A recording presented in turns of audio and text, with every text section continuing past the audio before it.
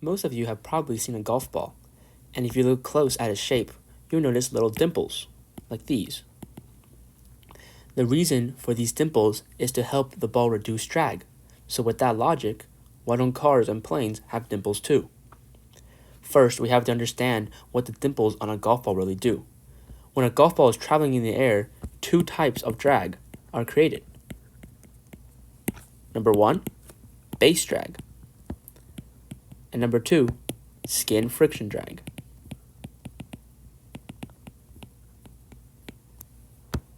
Now, base drag is created when airflow separates from a body, creating a low pressure area behind the body. So this part right here will create drag. Skin friction drag is the drag generated by airflow rubbing against the body. This line represents skin friction drag when the airflow is rubbing against the ball itself.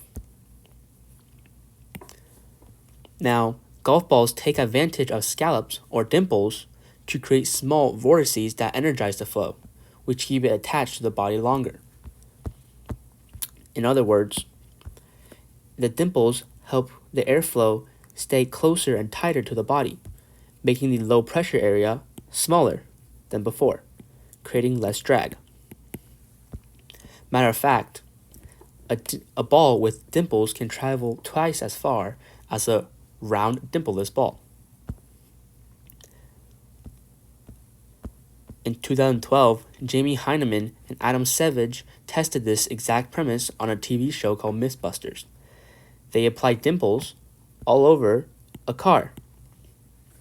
In their test, the unmodified car gave 26 miles per gallon at a constant speed of 65 miles per hour.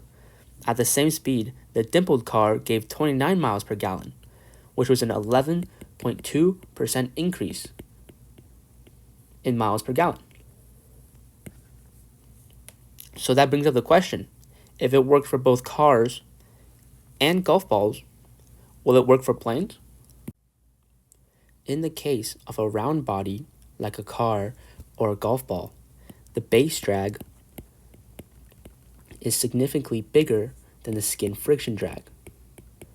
Therefore, adding dimples will lower the base drag, but will increase the skin friction drag.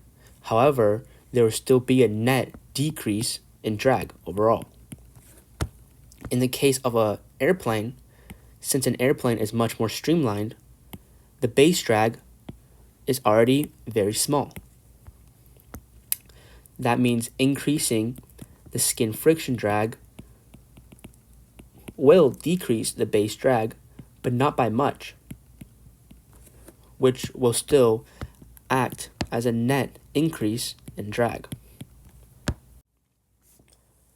Another way you can think of it is like this. Let's take a golf ball and a car, a dimpleless version of them. Let's say the skin friction drag is 10 and the base drag is 20. If we add them together, their net drag will be 30. Now let's take a dimple version of them. This means that the skin drag will increase, but the base drag will decrease.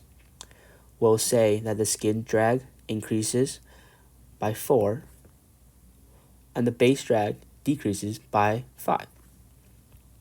By doing so, we'll have 14 skin friction drag, and the base drag will go down to 15, which would give us 29, which is a decrease in net total drag. However, for an airplane, the skin friction drag, the base drag is already pretty low. So while we had 20 up here, this one we'll put at 10, and the skin friction drag can stay at 10.